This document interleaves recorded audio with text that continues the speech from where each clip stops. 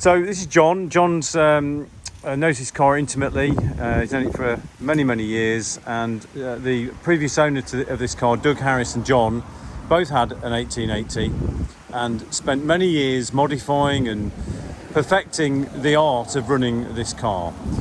So this is John just going through some of the features and modifications of this particular car. Over to you, John. Thank you. Well, let's look at the engine, the main heart of the unit, the 2.5 litre 6-cylinder overhead cam chain drive. It's the chain going around the front here. This is typical of that type of engine, but not typical of a 1929 car. A very powerful engine for the time that it was made. It's nice, some very nice features. If you need to change a head gasket, it's a very simple matter of undoing the head bolts, and you don't lose the timing. The timing chain drops into a cradle. Nice features if you're doing your own maintenance. Other nice features to point out: power takeoff from the chain going around here, which drives through a power takeoff, the distributor upwards, oil pump downwards, a power takeoff at the back of that, which drives, as you can see, the dynamo, which drives another power takeoff to the water pump, which is an Archimedes screw principle, which gives a very good flow of water. It's not a stir, it's a proper pump. The advance and retard, you can see it if you move the lever, you can see this moving around. One of the features I think that's quite unusual for the car of this era, it's got a reserve petrol tank this side, which holds 2 gallons of fuel, which is very nice. By just the simple moving of a tap inside, you can use the gravity feed to power the engine. Also useful if, unfortunately, the electric fuel pump fails, you can still get home on the reserve that's in, because it's done by head of fuel. Any modifications you did to this on this side? This originally would have been a 3-brush dynamo, very crude form of amperage control, typical of the period.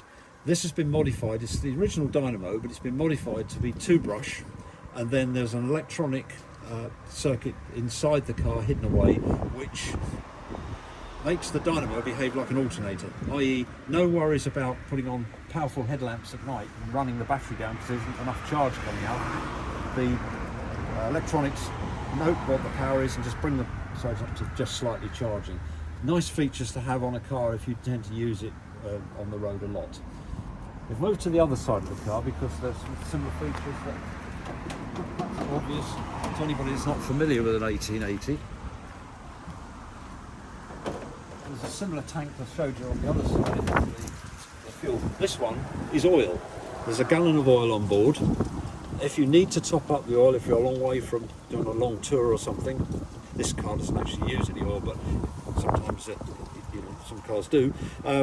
This has got a tap on another tap, like the fuel tap that side. This has got a simple tap in the pipe, which runs down and comes into the sump here via this pipe here.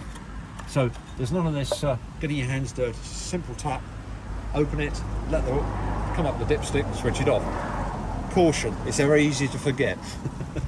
This as you can see, everything's accessible, easy to get out all the maintenance items, carburettor, between SUs, brass body, once again typical of the period, perhaps not so familiar with people, usually see this in aluminium, but just works exactly the same as any other SU carburettor. Also has been fitted with a fan. Originally didn't have a fan, but using the power takeoff from the chain drive for the cam, it's possible to fix up a fan, which is a period fan of another car, but it just gives that extra confidence that you can keep the engine cool if you're stuck in traffic. Okay. Could you maybe just mention about the grille and the nickel? Yes. On the outside of the car, the thing that's not immediately obvious, but if you start looking at it, everything's nickel. Everything that's bright, which would normally be chrome, is as it was in 1929.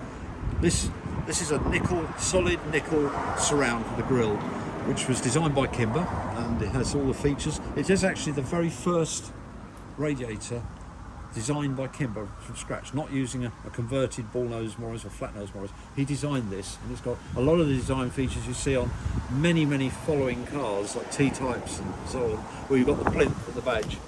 The nickel extends through everything, nickel plated bonnet holders, nickel surround for the windscreen. Windscreen's nickel, mirrors. Door handles, And these are the original door handles? Yes, these are original 1929 door handles. So not chrome, nickel. All nickel plated.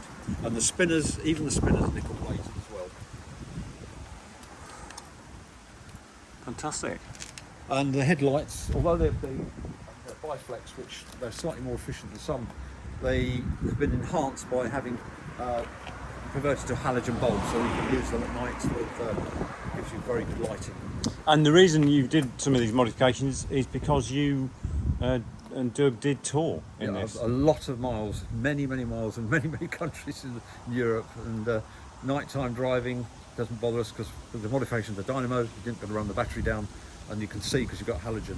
I should point out that shimmy is a problem on all these early cars. What was that? Just say that again. Shimmy. Shimmy, wheel shimmy, Yeah. is where you get a natural frequency vibration of the wheel, yeah. which is terrifying if it happens, because it rocks the steering. Tank slappers if you're a motorcyclist. Yes. What Doug did on this one is he put down in here, I'll point to it so you can see it. That is an additional feature. It's a lateral damper, which is all it's done is anchored one end, attached the steering track control arm in the middle. And it's got a damper in it, so once it's just start to shimmy it. It doesn't add to the steering load, but it does add to the natural damping you've got in a system like this to make sure you never get shimmy in it. Okay.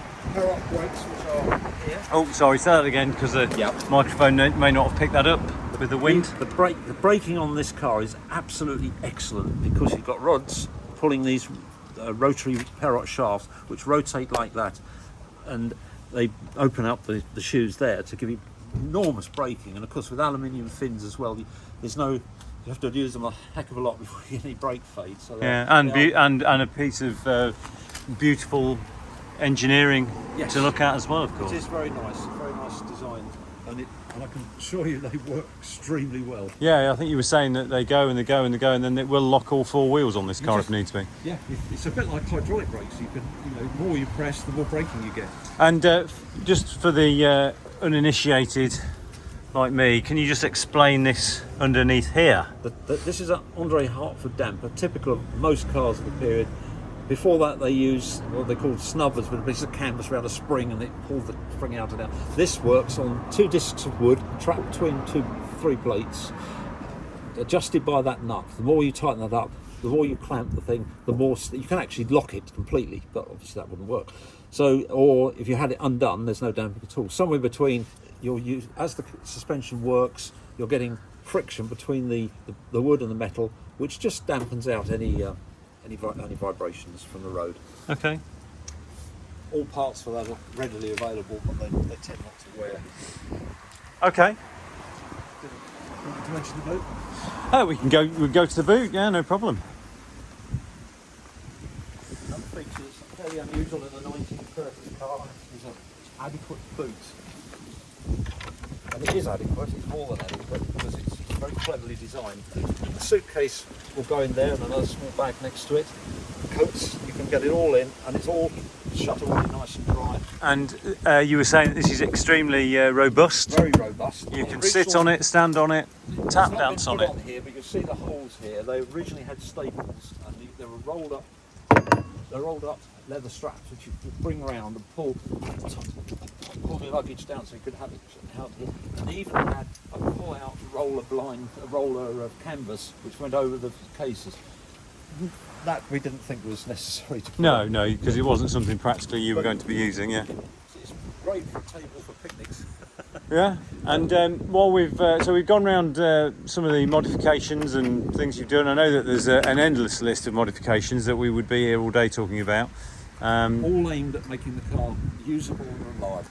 Yeah, and how long did Doug own this car then? Over 40 years. Okay, and you've known him all that him all that time. Yes, I've been friends first of all through engineering backgrounds, but later on we both realised we both got an 1880. Yeah, which is pretty rare. Storing his, and mine was running in those days, but that brought us together, and our dual experience of using these cars for long distance travelling was valuable because we travelled together and we'd always got each other to back each other up for running repairs that might be needed. And because one particular person's asked about this, this car is exceptionally good at climbing. Yes, it is.